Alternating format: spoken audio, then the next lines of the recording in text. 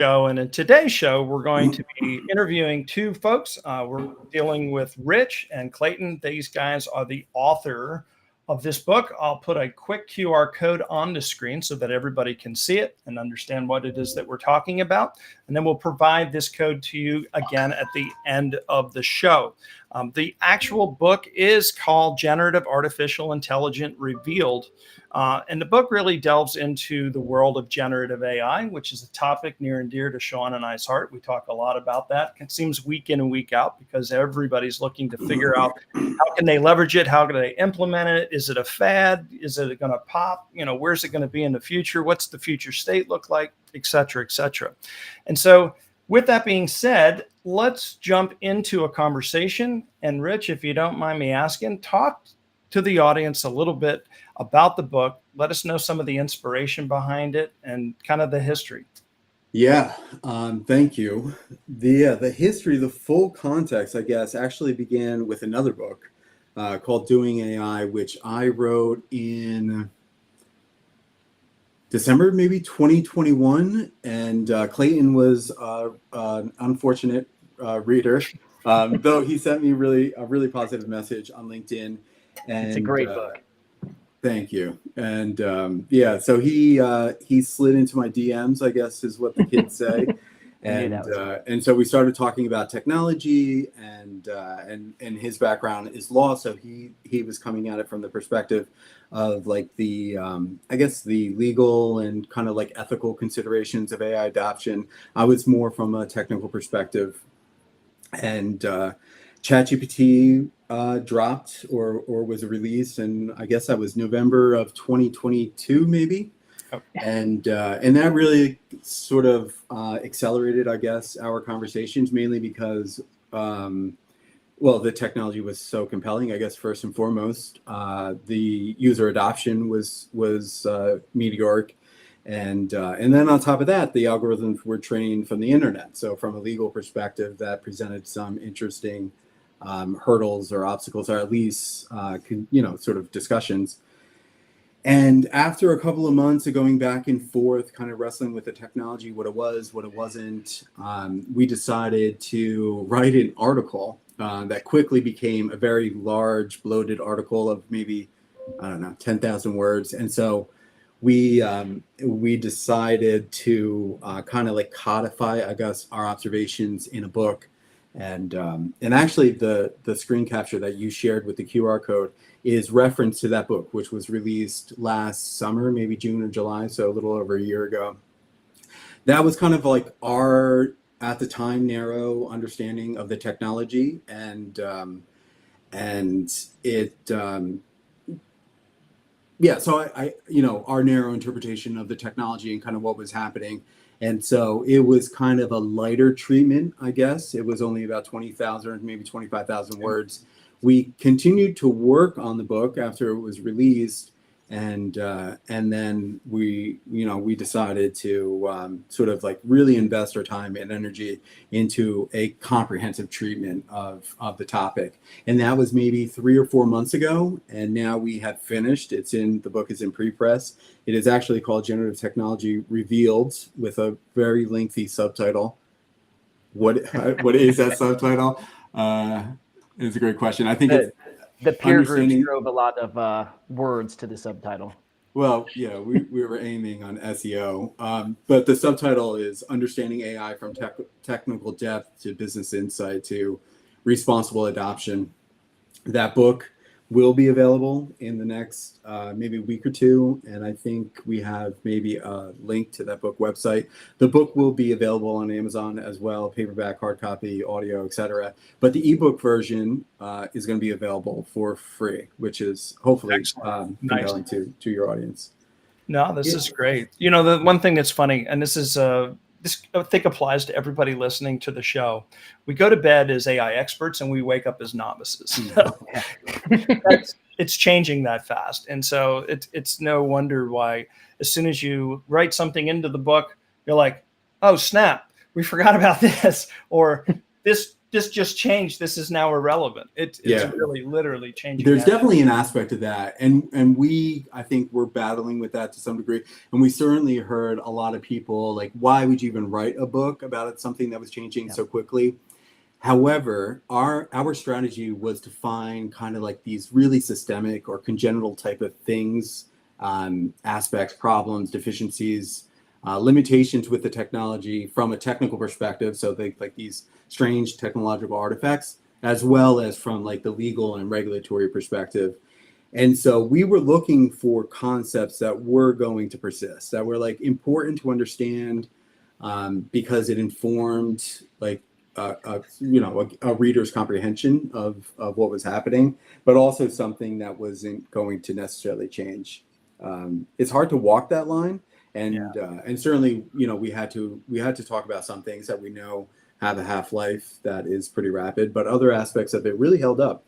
Even from the book we wrote last summer to this version, like we really emphasized scaling laws, the tendency of language models to memorize, like that stuff's not going away.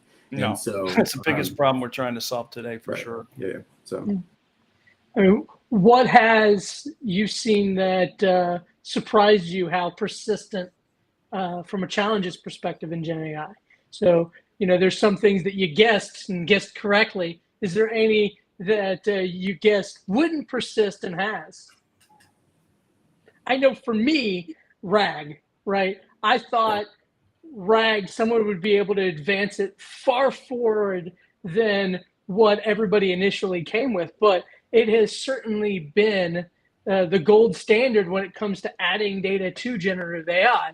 And it's very surprising to me. I thought there would be a lot more growth and different competing ideas, but really it's been right down the fairway with RAG. Yeah, well, the infinite context windows are maybe the challenge to RAG at this point, or even like those exceedingly large context windows. I think Google has 1 million, and I think some other people are tinkering with infinite context windows. That might be the thing that challenges RAG ultimately, but RAG is interesting, I think, from another perspective, which is there's a lot of criticism. I don't know if you've recently followed some of the discussions about like where's the beef kind of questions, like where's the revenue. Sequoia's asked this question. I think Goldman effectively asked this question, and I think RAG kind of illustrates why maybe the technology's adoption or even its ability to generate revenue has been somewhat slow, is because the technology first and foremost is kind of raw. Like ChatGPT isn't exactly a product. It was kind of thrown out there in this very raw way, and people were excited about it and started tinkering with it to figure out adoption. But what they soon realized was, well, we need a bunch of complementary technologies to help kind of like productize the technology, one of which was RAG. Like RAG didn't even exist before. I mean, some of the underlying technology of like looking at vector similarity and stuff was there, but pure RAG systems didn't exist. It's just an example of like, before we could figure out what this technology is or what kind of potential it has, I think we're going to find that it needs a bunch of complementary technologies.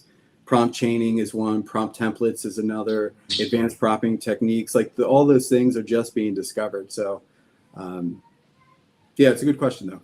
I don't know if Clayton had anything to add, but I don't think I do on that point. I think it is worth mentioning that going back even to the work you did in doing AI was this sort of challenge that we're approaching these problems kind of the wrong way. And all of our excitement with this new technology and what we may or may not be able to do with it, we fundamentally lost focus on the purpose, right? Which is, which problems are we trying to solve? And then looking at these models maybe more as tools, right? Is this the right product? Is this the right way to approach solving these problems? And I think that theme carried through to our book, and you guys were sort of mentioning, the way I look at this project, the book is a project and it's ongoing and living and breathing because it changes so fast and so quickly. But I do think it's important just to remember how fast all of this stuff is changing. Use cases, technologies, even on the regulatory side is changing daily. So it's a crazy world. So not directly on point to what you were just talking about, Rich, but I do think it's kind of worth framing what this this kind of project has been.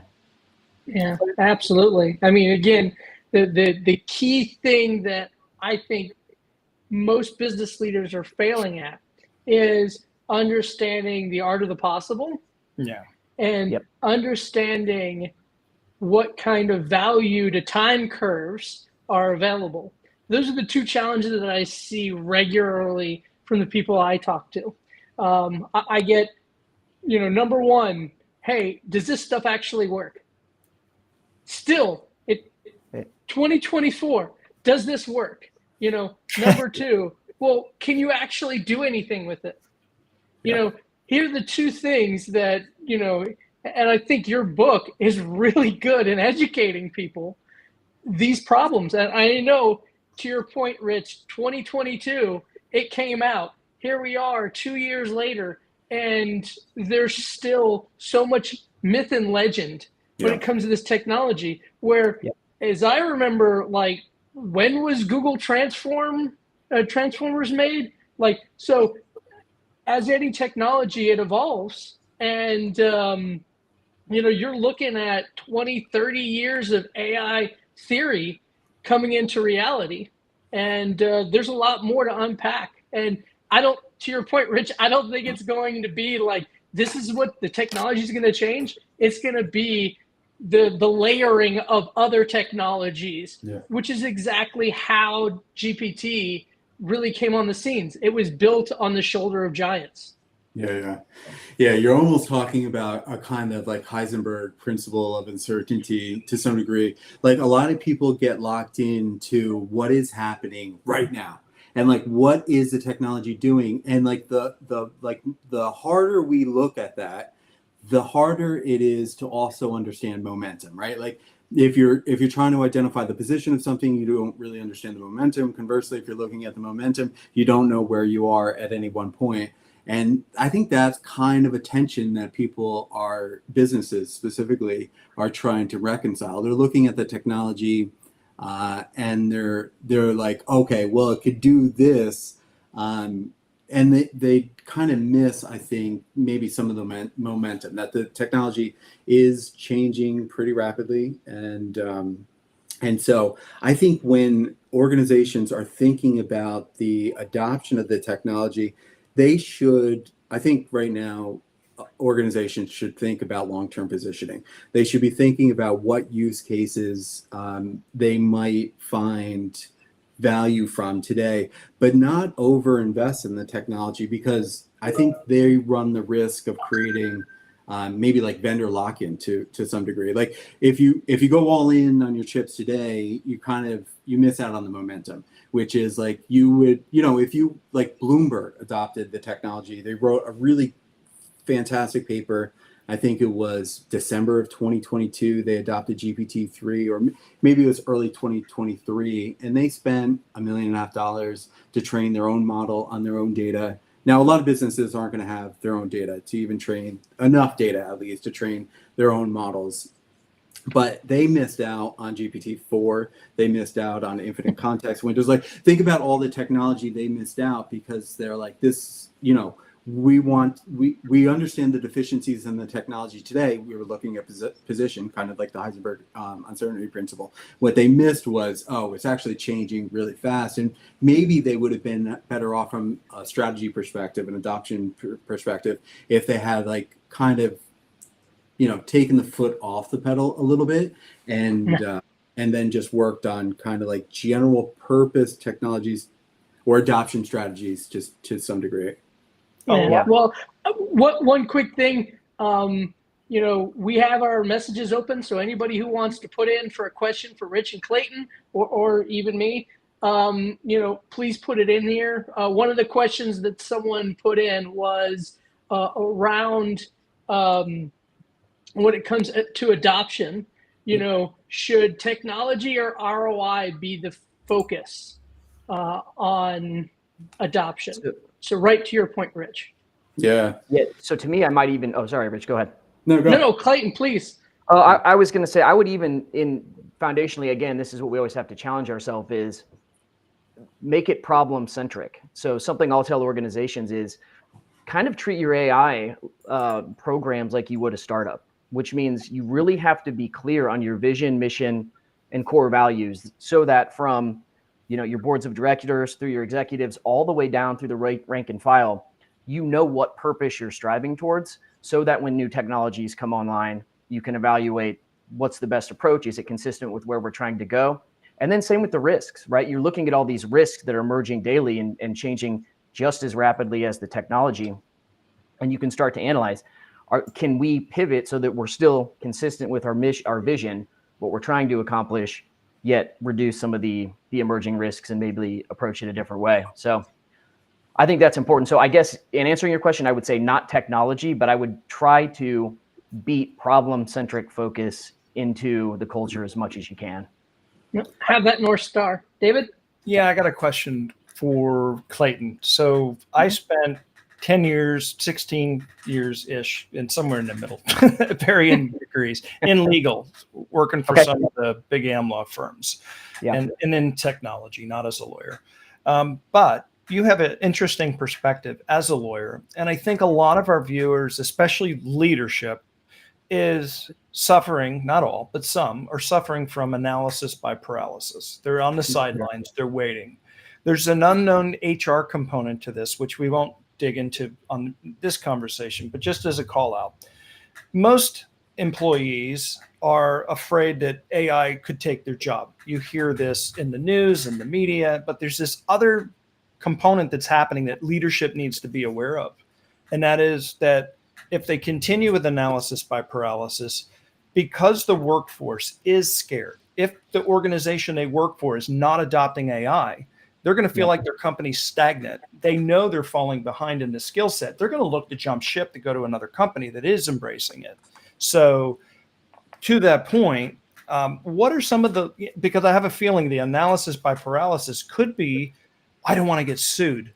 I don't want to get in trouble. Yep. So can you talk from the perspective or paradigm about some of the legal challenges that may be running through leadership mind and the things they definitely should be concerned about and some of the things that they're just scaring themselves? It's okay to fail often, and the legal issue isn't so much of an issue, or it could be, but just do this to cover your bases. Can you talk a little bit about that? Yeah, great topics, right? And I think Great question.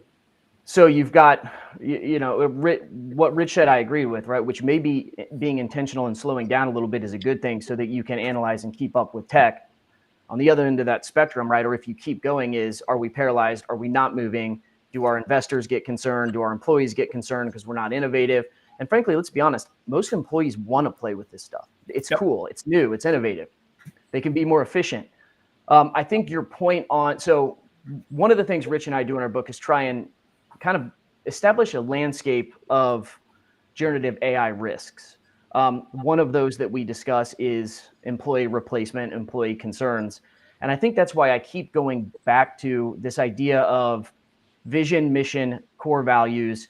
And then what I would append to that or add to that is communication. So one of the things that we talk about is have those conversations. What are we trying to do with our technology? Will it be perceived as a risk to our employees? And if it is, let's be open and communicate with them so that they're part of that conversation. Yep. And then ultimately, if we make the decision, a business decision, which is a hard one to make, that it is so important for our business and investors to address that risk, knowing that there will be some employee reduction, then you, at least you have eyes wide open and you can try and, retrain people or help them find new positions. So you're aware of it. So more to the point on legal and regulatory risk. So what we know, right, is that it's changing daily. California just in their last session, I think just brought 4 AI specific laws that all passed. Now we'll see, which of those Governor Newsom signs or whether he uses his veto. In particular, 1047, which is a pretty robust AI regulatory approach, which has been all over the news, has caused a lot of controversy. But what we try to do in the book, and my advice would be, understand the commonalities between all of these various laws and regulations, and then even common law. What's going on? What's being challenged, in the courts, and what issue, mainly copyright issues and stuff like that. Mm-hmm. Try to get a baseline of what those risks are, and then establish a framework for one, does it cross a threshold where we just think it's too risky, right? We want to know, we have some IP, we want to use an AI to help us build and create. Can we protect it? And if we deem that we can't, is it worth pursuing? So really understanding where are those deep pitfalls that really might be detrimental to the business. But then beyond that, what commonalities exist? Well, most of these laws are in some way focused on harms to individuals or to humans. So what can we do to protect against those, to be prepared for them? And there's a host of things you can do. And we can get into some of those, but I think that's kind of I'll just pause there because I've been going on for a minute. So another legal perspective question for you. Coming from the larger law firms, and this is applicable to anybody that's watching the show or listening in the future, from a Fortune 100 or Fortune 500 company. They all have these pretty significant legal departments of substantive size to some extent. Tools of the trade, Lois Law, LexisNexis, all these research tools. AI is fantastic at this stuff. Is there anything that legal departments should be keeping their eye on with generative AI capabilities that can span all of these research tools of case law to help them mitigate to the points that you just made earlier, to help them do that research quicker, to get those answers that they need faster? So I can just imagine as an attorney, that would be like absolutely a quick win, and also be able to give this up to the C-suite team to help provide advice to them as well. Yeah, that's a great question. So legal tech obviously is one of the hot button issues for AI for the reasons you just mentioned. It's very good at searching, navigating, summarizing information. There, of course, were sort of the early gotchas where ChatGPT and other models were used to come up with legal theories and find precedent to support those theories. And as Rich can get into more, these models are very good at answering your questions, but it doesn't mean that they're right or they're based in fact. And so in those cases that I'm referring to, they just fictionalized lawsuits and case law to support specific positions that were then submitted to the courts. And of course, that's a major ethical violation and caused all kinds of problems. So there was a little hesitancy there. As far as specific tools, I don't practice daily on the legal side anymore, but I know there's a ton of good resources out there, and I could probably get some in the show notes for what my friends and colleagues have found helpful. But it's certainly there, and it's changing the practice for sure. I'm so far removed from it. 10 years now. I have no clue.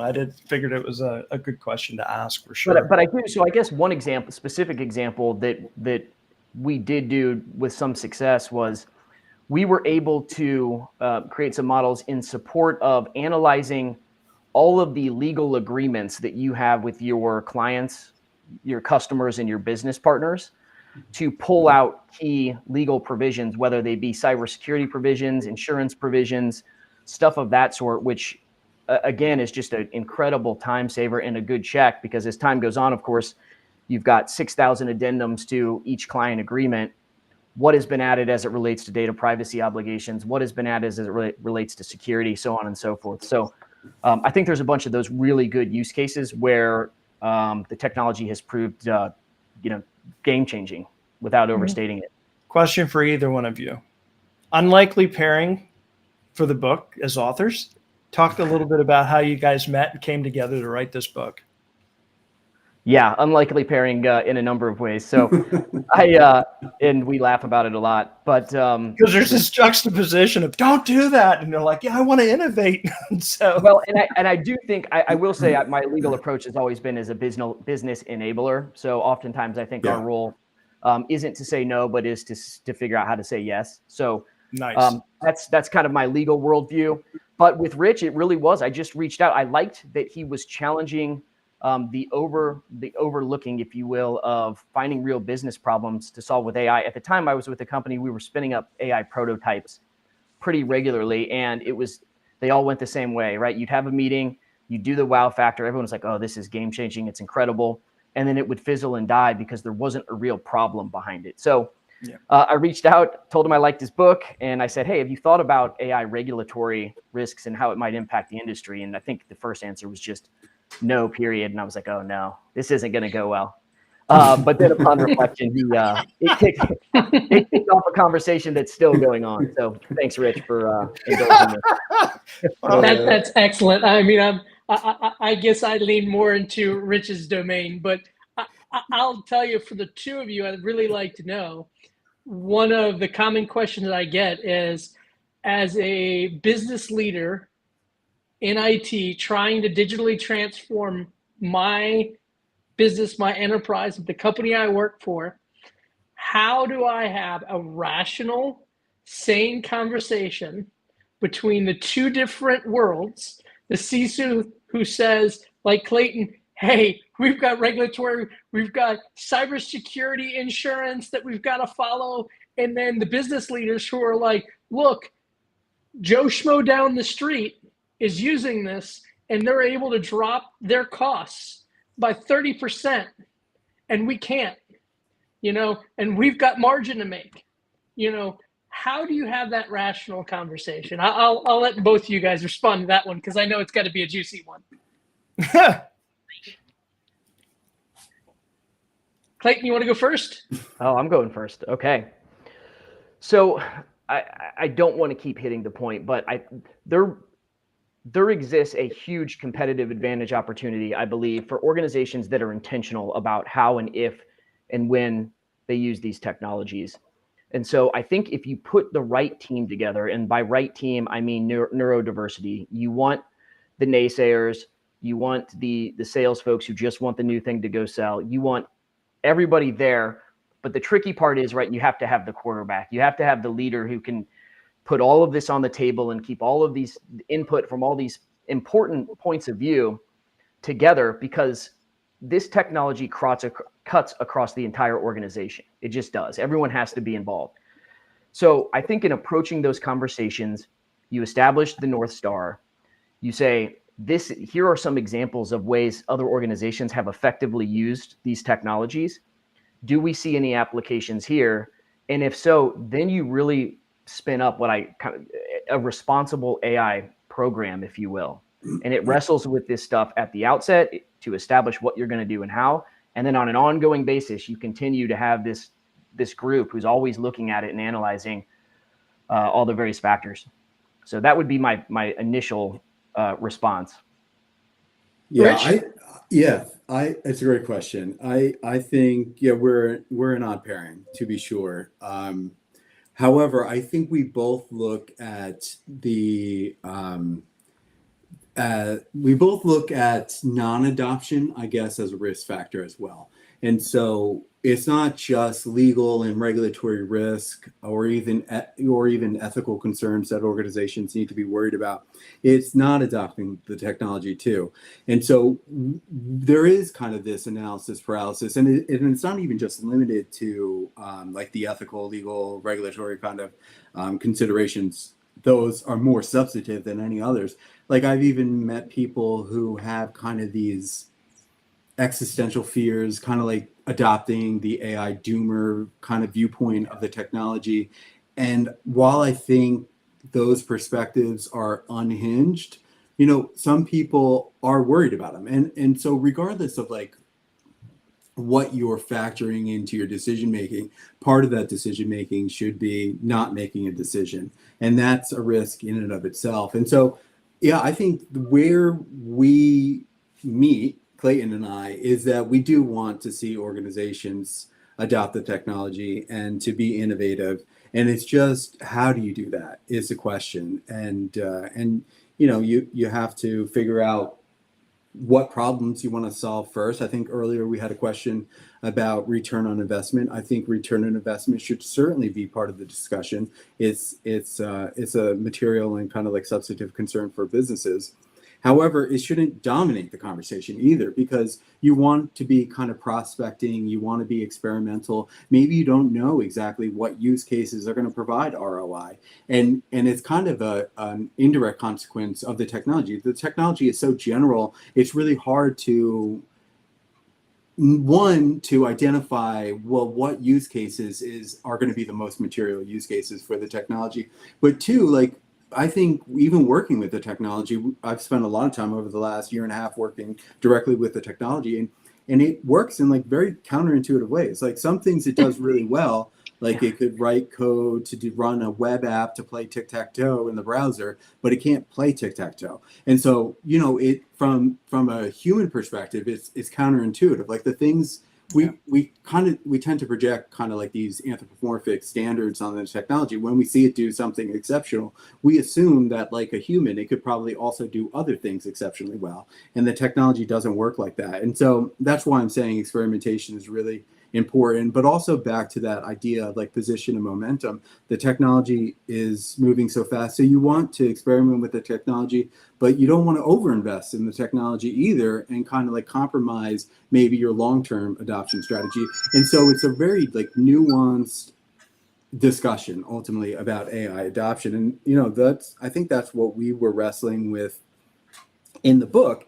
And one final point that Clayton makes about adoption, AI adoption, is really going to be, it's going to require the involvement of a lot of people. I think at its core, we struggled when writing the book of like, who is this book for? And it's really not, it's written for businesses, but it's not written necessarily for anyone in a business. Although there are like, there's a chapter dedicated to legal, so lawyers are going to perhaps find that specific chapter more salient than others. I obviously spend a lot of time talking about the technology, so maybe technology leaders or analytical leaders are going to appreciate that. But really, the book is kind of a holistic. I think should be interpreted holistically, and it really is written for almost everybody, because everybody in an organization is going to have to, I think, understand to some sufficient degree these all of these kind of wrinkles in adoption. So going back to that earlier question or point that people have analysis by paralysis, I think it's also because companies are trying to potentially boil the ocean with this thing, and they're not very intent specific driven on that. So to that end, or to that point, what is your thought around approaching anybody that has a question, like where do I begin? What do I do? And all this other stuff. Sometimes it's easier to invert the question by saying, what isn't AI? Like, what is this not good for, as opposed to what is it good for? Because those possibilities potentially are smaller than the possibilities of what can. Like in your experience, and even Clayton from the legal perspective, what are some just bad use cases for AI that you guys have run across? That's a great question, David. And often when I think about it, I frame it as what is a bad use case for us or for that specific business. And what I mean by that is, if you look at, let's take the risk of what I generally call the goodwill risk, right? How could I damage my brand by some use case of AI? And there's a lot of examples of this, but if you're a company that employs a lot of creatives, let's say somebody like an Adobe, and you are going to start creating models that replace core creators, you might have put the technology aside and whether it's more efficient and can create stuff faster and better than what you currently have. Am I going to upset my entire user base? And then you're talking about potentially boycotts and other sorts of bad things. So I think you have to sort of be intentional, and from your vantage point, what are good and bad use cases? I do think, you know, and it's gotten better, but in that legal context, that's a bad use case, right? It was creating precedent. So, and they're not always intuitive. That's the tricky part. So you brought up, I think, HR, which we don't have to get too deep into, but there are some laws on the books, and a lot of people focused on, are we unintentionally creating bias in our hiring and candidate processes by using these technologies? So those are just some that come to mind. Nice. So maybe framing something this way too as well. And I think, Sean, you can attest to this. We've talked to this about on a couple of our shows, is that rather than boil the ocean, one of the quick wins, and Clayton, you tell me whether or not you agree with this approach or statement too as well.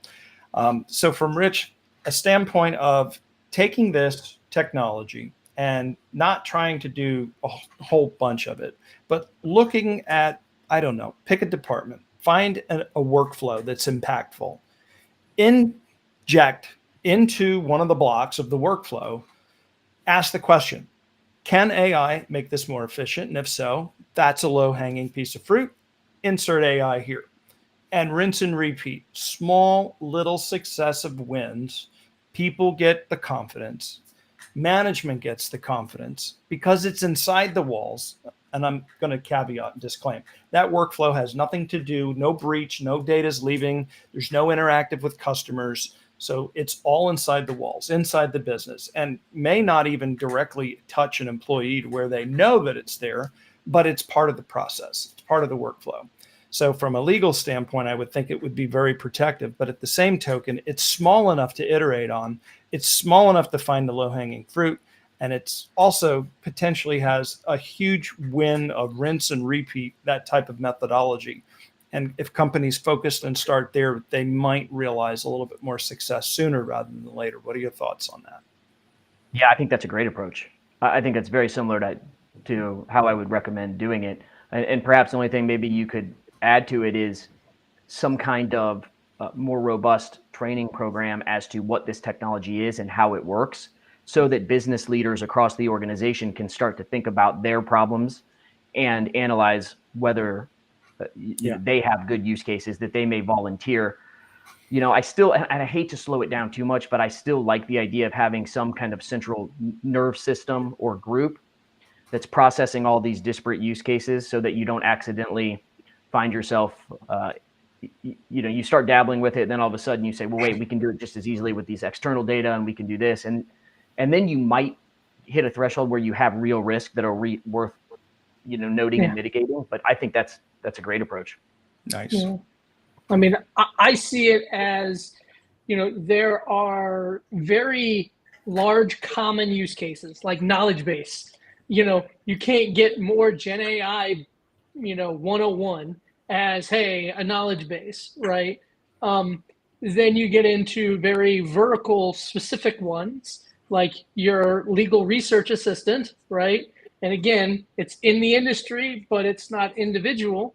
My personal view and perspective is the real value is the third use case, which is your specific business and the pain that you're experiencing, right? I think you can get much more value at that more intimate level than going to, hey, the industry or, the tech world in general is saying. But I think a lot of people want to skip over, Clayton, your recommendation of let's think about this intentionally. I'm afraid people are being given a budget to go invest in Gen AI. And as Rich said at the very beginning, they're now getting asked, where's the beef, right? Where's this value?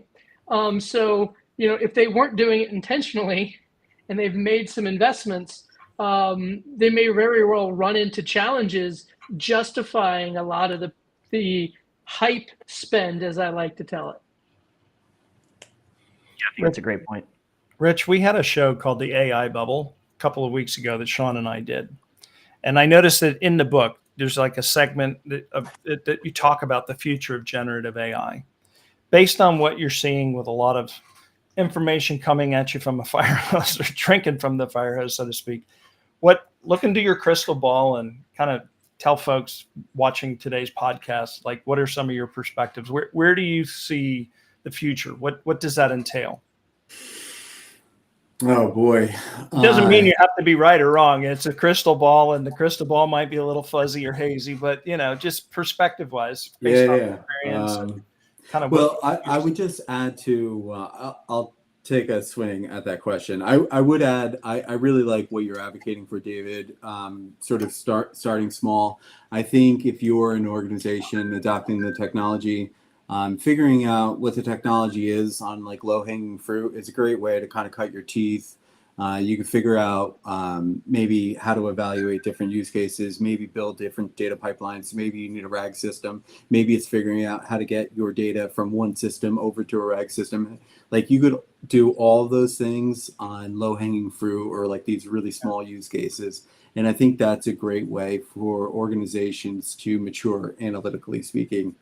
I would also say, and maybe this was Sean's point, don't fall in love with your first idea, because it's usually, your shittiest idea. So it might be, it might be great to cut your teeth and build those data pipelines and overall like build your maturation from an organizational perspective. But it's probably also not going to be like long-term the best idea you've ever had. As it relates to future, these are the questions I always get a little nervous about. I think what we're seeing right now is part of the reason why people are struggling to identify revenue is because the technology is general purpose. And so organizations are just figuring out how to use that technology. In many cases, they're figuring out, well, to use the technology, I need to have complementary technologies. So now I've got to figure out RAG, or I've got to figure out some other technology that is required. So I could even build a product with the technology. So all of that is slow, it's incremental. And so I think what you're seeing now is, the early days of the internet, many of the early ideas of the internet were just things that existed in the real world. And they're like, well, we're gonna bring it online. And that was like the big idea. And those are what I would kind of characterize as skeuomorphic ideas. You're looking for some sort of existing kind of analogy. And I think that's what you're seeing with the technology today. Copilot is skeuomorphic technology, right? Like, we know software developers exist, so we're going to create a Copilot for software development. And I think you're going to see that kind of like model replicated for almost every job. You're going to have them for security analysts. You're going to have them for your sales executive. You're going to have it for marketers. You're going to have it in the legal team. I think you'll probably see that expanded to security teams, to legal teams, to marketing teams, where maybe you have a bunch of language models, maybe it's agents working sort of collaboratively, but in like a team dynamic. So like security analysts, well, you don't have just security analysts. You might have threat intelligence analysts. You might have a CISO. You might have a compliance officer, and you might have language models kind of replicating that skeuomorphic idea of like team dynamics. Beyond that, I think is where it gets really interesting. I think that's where you're going to see kind of like, now we understand the technology and how it works. We've built up a bunch of complementary technologies so we could build products with these technologies easier. And I think then you'll see people who start thinking about the technology not in like a skeuomorphic sense, not in like in through analogy or through some real world metaphor, but they're going to think about how to use the technology natively. That complements the technology most, and I think that's where you're going to see the revenue come. You'll see it in those early, I think, preliminary stages. But I think once we break out of this skeuomorphic mold of like, oh, we're going to have a Copilot for everyone in our organization, we're going to start thinking about, well, maybe we could use them in these more novel ways that I think are going to have much more value long term. I think people watching this that are super advanced are probably already going in this road. But from what I'm seeing and talking, and Sean seeing, and even both he and I are seeing out there in the industry, although nobody's coined it as such.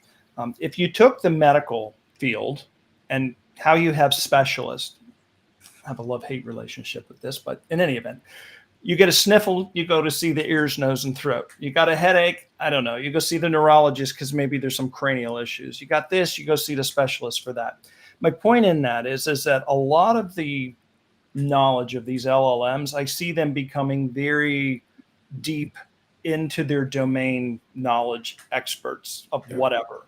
And you can see this now from an architecture perspective. You have companies dealing with agent and agent orchestrations.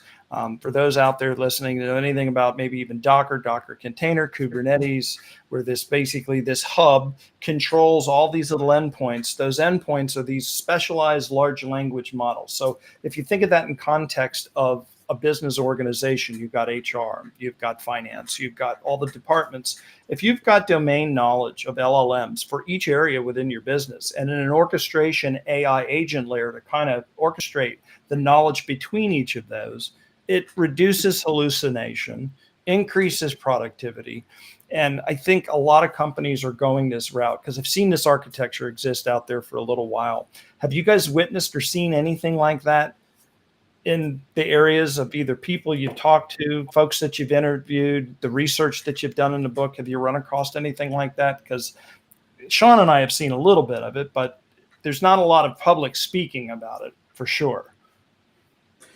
You're talking about the agent architectures? Yeah, the agent architecture, and even just focusing on specific LLM deep knowledge of subject matter experts, whether it's departmental or just one LLM just designed for one thing and only one thing, as opposed to this, which is kind of an oxymoron, because a large language model, hence the word large. A small language model. Yeah. Right? Yeah. Essentially. A domain-specific language model. Right. Yeah. I mean, to some, I mean, I don't think you'd ever want a purely domain, because I mean, in some ways, the advances we've seen over the last, let's say, 5 years is the result of thinking more broadly about the technology. Like NLP, natural language processing, has been concerned, historically speaking, with domain-specific knowledge. And so you've had like these very small boutique data sets, and that to some degree constrains the performance of models. So I'm a little suspicious that there are going to be like domain specific models. Because you kind of want the model, you want certainly that domain specific kind of orientation of a model for specific use cases, but you also want it to fit into a more general model. So like the models being trained on the internet give them like foundational knowledge for better interpretation of any narrow interpretation, like any narrowly interpreted problem. But I certainly like I understand what you're talking about. Like you're going to want these models a little more directed. I think I think we're already seeing that. I think prompt engineering is predicated on that idea. Yep. Like we want to constrain a model to a specific problem, but still benefit from kind of this broad understanding of the world. And I'm sort of like throwing in the air quotes because the models obviously don't understand the world. But that general knowledge kind of helps the performance in any narrow domain. I think you're going to see that, and I think you'll probably see that specifically in the open source domain. And ironically, it's happening now anyway with RAG. People are building that. They're taking general purchase models, and then they're supplementing some domain-specific knowledge on top of that for maybe a chatbot for customer service, and it's geared towards some specific. Or just layering on top of a BERT. It depends upon, like, again, I think there's an opportunity of AI in generative AI world at the edge, certainly from a security and privacy perspective. Microsoft and Apple are starting to put it into their products, but point of sale devices, advertising on the side of the road, things like that. It's raining today, so hey, maybe we should focus on these advertisements. There's the point I always like to make is I always like to predict the future by looking into the past. And to me, generative AI, and maybe it's a weird take, but I see generative AI very close to cloud computing. It came on the screen, the scene, and said, hey, we're going to be able to save you 30, 40%. And then, after the first year, they're like, wait a second, we spent more money going to the cloud than we saved. What's up with this? And then the simple fact of it all is cloud and Gen AI is really good at creating value first, savings next, and maybe even delight before savings. Savings may be the last thing that you get from generative AI. But I think we're at the top of the inflated expectations. And I think a lot of people are seeing quality and realization issues with business value. I think the future of Gen AI is going to be, how can I actually make business value and get promotions by using it, right? And promoting its use in the business. Yeah, I agree. I have seen your business model sort of, at least organizations striving towards it, particularly in the consulting world, with some clients who are basically trying to take their disparate consulting units, and AI that knowledge to try and find crossover opportunities and whatnot. Interestingly, what the holdup I keep seeing though is just human protection over those little fiefdoms and that data, and not wanting to share it because where does that to your point, where does that revenue track? Am I getting promoted, or is it the guy in the next business unit? Does it help him more than me? I'll cooperate, I won't. So there's a big human element, I think, to actually effectuating that. But I have seen it. It seems that's a logical place organizations are trying to go. Yeah. I say any business solution consists of people, process, and tools in that order. The technology is the easiest part. Right. If you could change the process, you're halfway there. Changing people's minds is a lot easier. It's a lot more difficult than changing the technology. So, your Clayton's perspective of being people first and being people intentional, and communicating those intentions, I think will solve a lot of the problems that clients have. Yep, for sure. So, Rich and or Clayton, where can people find you if they're interested in finding out more information? Besides LinkedIn, I'm assuming. At home. Hey, everybody, we're having a party at Rich's house tonight. Rich has still got some young ones, so he's at home. Yeah. I hope you didn't hear. I heard one of them crying. I heard it. Oh, you did? Sorry about that. My apologies. Yeah, don't come to my house. It's a zoo. Yeah, LinkedIn, I would say, will certainly be promoting the book over the next couple of weeks. Use the book website, although the links aren't active today. But we will be signaling the book's availability on LinkedIn. So I would encourage you to go to LinkedIn. I'd say that's the best place for me as well. Yeah. Nice. And please reach out, join the conversation. For sure. Yes. Yeah, slide into our DMs.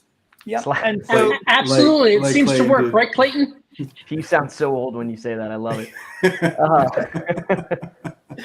The kids aren't saying that anymore? Yes, it works occasionally. I don't know what the kids are saying, to be honest up. with you. Yeah, I don't know. Yeah, I can't keep up. I can't either.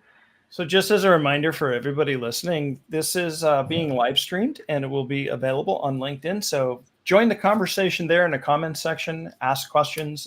Any one of us will be happy to answer your questions. And then from there, it'll be a really quick hop, skip, and a jump over to any of our profiles where you can probably reach out, connect to us, and ask for more information. But I do appreciate having you guys on the show today. Thanks as always, Sean, for co-sponsoring the show. We do live stream every Wednesday. So if you want to come and connect and join us, please feel free to do so. It's, again, every Wednesday at 12 o'clock noon Eastern Standard Time. That's it for this episode. Thank you, everybody. Thanks for coming. Rich. Thanks, Clayton. Thanks, guys.